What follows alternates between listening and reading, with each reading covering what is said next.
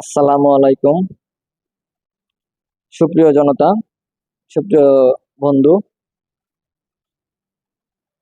আশা করি সবাই ভালো আছেন। সামনে ঈদের শুভেচ্ছা রইল সবার প্রতি।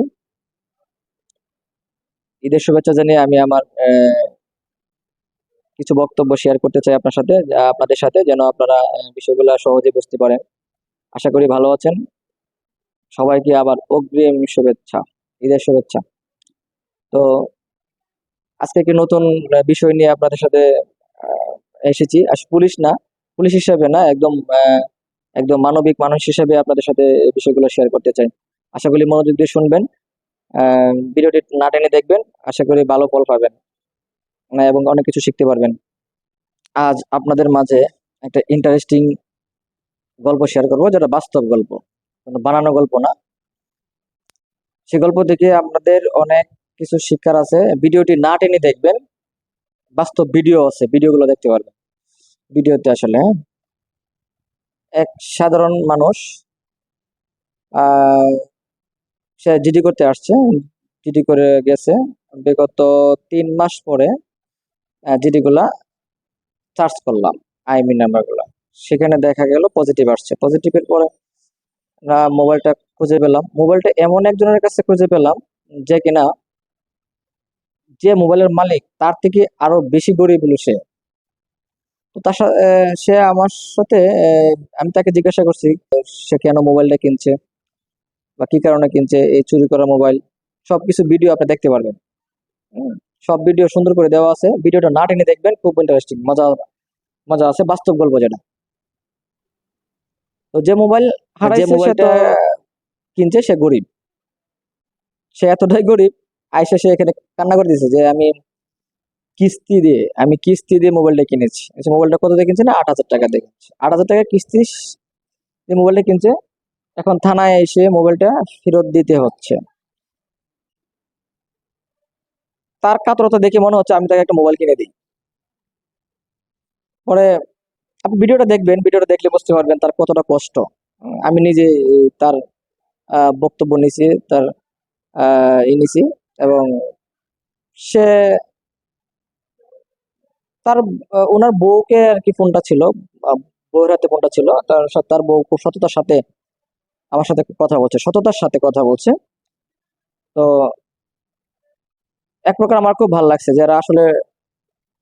যারা মোবাইল কিনে তারা চোর না, আর যারা মূলত চোর বা চিন্তাই করে মোবাইল, তারা মোবাইল ব্যবহার করে না। এটা জনগণ জানে বা জনগণ বোঝে। আমি আরো কিছু বোঝাবো, যদি কমেন্ট বক্স কমেন্টে লিখে যে প্রশ্ন করে, আমি সমস্ত প্রশ্নের উত্তর দিব।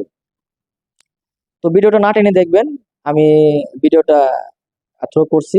থ্রো করার পরে আপনি দেখবেন যে ভিডিওটা কিছুক্ষণের মধ্যে আমি দেখবেন এখানে ভিডিওটা, যে যে মোবাইল, যার কাছ থেকে আমরা মোবাইল উদ্ধার করছি, সে কতটা দুঃখ প্রকাশ করছে। আর পুলিশ তার প্রতি কতটা মানবিক আচরণ করছে, সেটাও শুনবেন। আশা করি ভিডিওটা টানবেন না, ভিডিওটা না টেনে দেখবেন, অনেক কিছু শিখতে পারবেন। এবং এই মোবাইল হারানোর জিডি সম্পর্কে অনেক কিছু তথ্য, অনেক কিছু জানার জন্য আমাকে কমেন্টে লিখবেন, আমি আশা করি উত্তর দিব। এই বিষয়ের সাথে আমি অনেক দিন ধরে জড়িত, মোবাইল উদ্ধারের বিষয়ের সাথে। তো আপনাদের যদি কারো মোবাইল হারিয়ে থাকে, চুরে নেয় বা চিন্তায় হয়ে যায়, সেই ক্ষেত্রে আমার সাথে যোগাযোগ করতে পারেন। আমি আপনাকে সুন্দর পরামর্শ দেবো, বাংলাদেশের যে কোনো প্রান্ত থেকে। আশা করি ভিডিওটা টানবেন না। আর আমার এই ছোট্ট ইউটিউব চ্যানেলটা সাবস্ক্রাইব করে দিয়ে পাশে থাকবেন, আশা করছি। আর ভিডিওটা না টেনে দেখেন। তো প্রথমত আমি আপনাদেরকে কিছু মোবাইল উদ্ধারের বিষয়ে শেয়ার করব। পুলিশ মোবাইল উদ্ধার করে দিচ্ছে না, বিষয়টা এরকম না। পুলিশ মোবাইলটা আপনার চালাতে হবে।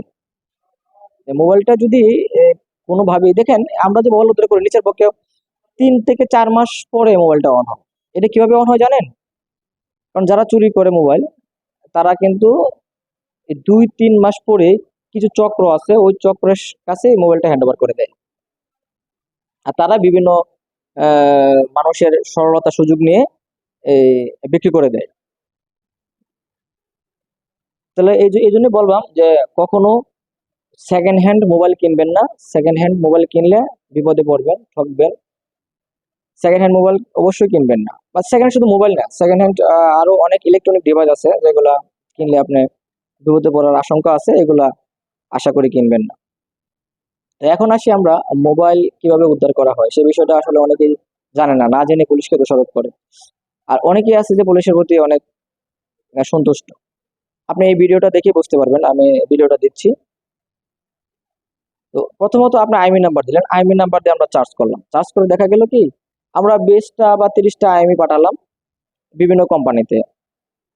বিভিন্ন কোম্পানিতে পাঠালে তারা আবার এটাকে হয়তো পর্যবেক্ষণ করে যে এটা কোন নাম্বারে খোলা আছে, থাকলে তারা এটা আমাদেরকে অফিসিয়ালি পাঠায়। অফিসিয়ালি যে যেভাবে আর কি আইনগতভাবে পাঠানোর কথা সেভাবে পাঠায়। পাঠালে দেখা গেল যে আমি 30টা পাঠাচ্ছি, 30টার মধ্যে 3টা বা 4টা ওপেন ওপেন আছে। তো 3টা যে 4টা ওপেন আছে মোবাইল, এই যে নাম্বারের ওপেন আছে সেই নাম্বারের আপনার ডিটেলস নিয়ে আসতে হয়। যেমন ওই নাম্বারটা কার নামে রেজিস্ট্রেশন করা। আরেকটা বিষয় হচ্ছে যে ওই নাম্বারে কার সাথে কথা বলছে, কোথা থেকে কথা বলছে, ওই সূত্র ধরেই আমরা আসলে মোবাইল উদ্ধার করি। তো যারা এটা আসলে অনেকে না বুঝি অনেক কথা বলে ফেলে, আসলে এটা নিয়ে এতটা করা ঠিক না। তো আবার 3টা মোবাইলে পজিটিভ আসলে, তো 3টা মোবাইলে পজিটিভের মধ্যে হয়তো 2টা উদ্ধার হইলো আর একটা উদ্ধার হইলো না। কেন হইলো না? উদ্ধারটা কেন হইলো না? ধরুন সে একটা নাম্বার ব্যবহার করছে, তো একটা নাম্বার ব্যবহার করছে, আমরা পুলিশের ইশারা জেনে সে মোবাইলটা বন্ধ করে দিল, বা মোবাইলটা বন্ধ করে দিয়ে অন্য কোথাও ট্রান্সফার করে দিল বা ফালাইয়ে দিল, যে কোনো জায়গায় বা মোবাইলটা নষ্ট করে দিল ভয়ে। সেক্ষেত্রে আমরা এই মোবাইলটা আর উদ্ধার করতে সম্ভব হচ্ছে। তো সব মোবাইল যে পাওয়া যায় তা না। কিছু কিছু মোবাইল আছে যেগুলো নষ্ট হয়ে যায়, মোবাইল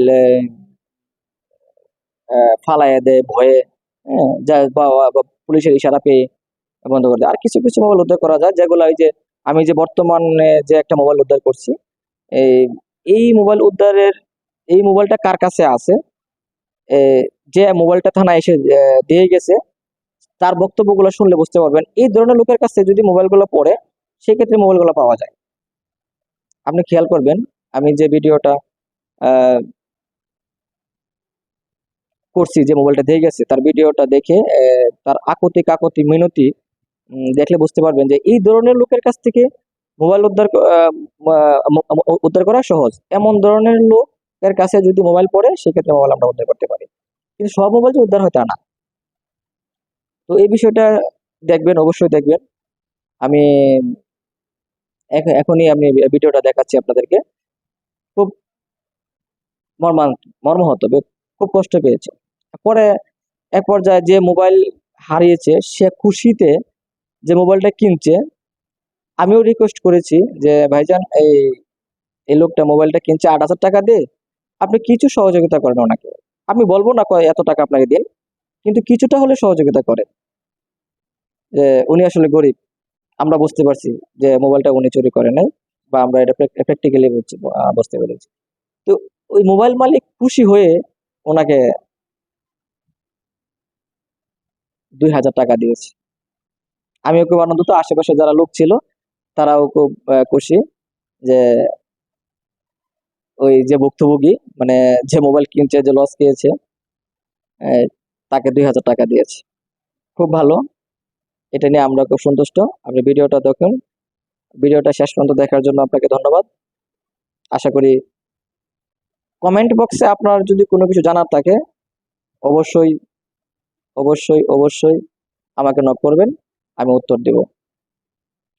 আবার অনেকেই ইউটিউবে বলে যে আমরা কমেন্ট বক্সে উত্তর দেই না, বা অনেকে দেয় না। আপনি পরীক্ষা করে দেখেন যে আপনি কমেন্ট করছেন, একটা প্রশ্ন করছেন আমাকে, আমি উত্তর দিয়েছি কিনা, এটা অবশ্যই বলে করবেন। আর আমি কিন্তু সবার মতো ইউটিউবার না যে একেবারেই মানে অনেক বেশি কমেন্ট, এরকম না। তবে চেষ্টা করি যে সবার উত্তর দেওয়ার জন্য। মোবাইল হারানোর সম্পর্কে যদি কারো কোনো প্রশ্ন থাকে অবশ্যই কমেন্ট বক্সে লিখবেন, আমি চেষ্টা করবো উত্তর দিতে। খোদা হাফেজ। আমি একটা মোবাইল কিনছিলাম সেকেন্ড হ্যান্ড, একজন লোকের কাছ থেকে। সে আমার প্রতারণার শিকার হয়েছে আমি। এই ফোনটা এখন থানায় দিতে আসছি। যে আপনি কিভাবে প্রতারণা হয়েছেন একটু খুলে যদি বলতেন সুন্দর করে। ফোনটা তো কিনছিলাম, সে বলছে যে না, আমার ফোন আমার নিজের হাতের, কিন্তু সে প্রতারণা করছে আমার সাথে, মিথ্যা বলছে। মিথ্যা বলার কারণে এখন আমি তো বিপদে পড়ে গেছি। সেই কারণে থানায় আসছে এখন মোবাইলটা জমা দিতে। মোবাইল তো মোবাইলটা কিনছে হলো আপনার ওই গুলিস্তান থেকে, প্রায় গুলিস্তান। এই লোকটাকে আপনি চিনতেন যে লোকের কাছ থেকে আপনি মোবাইল কিনছেন? এমনি তো ভালো মতো চিনি না, এমনি মুখ চেনা আছি না, হালকা পাতলা চায়ের দোকানে চেনা আসলো। নাম টাম কিছু জানেন না? আর নাম তো জানি না। তো নাম না জানা লোকের কাছ থেকে মোবাইল কেনা কি ঠিক হয়েছে? না, মোবাইল কিনা তো ঠিক হয় নাই, তাইলে তো ঠিক না হওয়ার না, তো আমি বিপদে পড়ে গেছি, নাই তো ভালোই হইতো। আর জীবনে এই ভুল করবেন না। আপনি মোবাইলটা কত টাকাতে কিনছেন? আমি তো কিনছিলাম হলো 8,000 টাকা দিয়ে।